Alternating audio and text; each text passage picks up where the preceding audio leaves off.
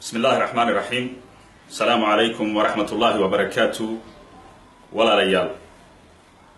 ديك أياد دلكينا كداتي مركلة وحانوغنا أي حافظة بلدقو إن شالي لديباتيي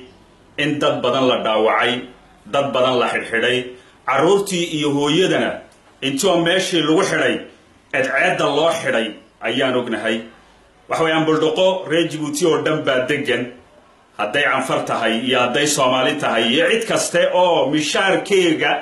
uu hoos u yaalo cotton iyo 40 oo guri dhisan kareynin oo jingada meesha bulbushay ayaa degan waxa degan meesha askar baa degan waxa degan shaqaale waxa degan dad saboola oo nolosha la tacaalayo oo dib badan taliska Ismaaciil Umar Geelle gaar ahaan isaga waxa uu leeyahay waa uu ka tagay dawladnimadii waxa uu leeyahay urur buu leeyahay ururkaasoo guryaha dhisa buu leeyahay lababa uu garan waayay madaxa meesha kow waxa uu garan waayay inuu dadka la sheekaysto u yeedho la wada hadlo oo uu yiraahdo maxaani daran maxaad u diidaysin meesha inaad ka kacdiin maye uu yiraahdo ana meel kala nihayo nidajinayo meesha la dejiyo waan ognahay dadkaas buldhuqe ee saboolka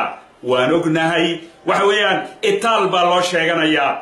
lacag baa loo sheeganaya oo jagooyinkooga intoo laga burburiyo oo la baabi'iyo oo xoog laga qaado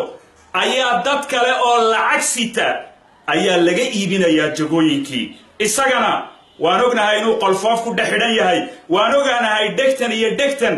in la haysto waan ognahay runta ma ogaanayo ma dhaxtegayo ma yeedhayo laakiin dhegtan iyo dhegtan waxa lagaga shubay buu maad aragtay dhageysanaya waxa laga leeyahay dadkani jagooyin kale meel ku leeyeen dadkani aqalla kale leeyeen male dadkani aqalla ma la sheekaysatay adigu ma u yeedhay adigu ma la hadashay adigu aqalla inay leeyeen ma soo hubisay waan ognahay annaku waan ku dhaxnoolahay dadka balbala iyo kaarteeda kartoon kaarseed meel kaste waan dhex soconnaa waan dhex lugaynaa waan ognahay dadkani waa dad saboola waxbana ma haystaan waxaan aragnay dad canfara oo la laayay waxaan aragnay dad Soomaaliya oo la laayay oo dhaawac baan aragnay waxaan aragnay reer Djibouti oo dhan baan aragnay markaas Ismaaciil Umar waxaan ka leenahay war maxaad awada hadalkaagi maxaad dadka ula hadli laadahay maxaad ula sheekaysan laadahay waan ognahay inaad daashay waan ognahay inay ka dhamaatay waan ognahay inaad seexatay horaa loo arko taswiirahaaga suuqa ku yaala laakiin waxaan ku leenahay de waa nasiib darro ummadda reer Djibouti waxaan ka leeyahay meel kastoo joogtiinba dibadda iyo dalka haddaad joogtiinba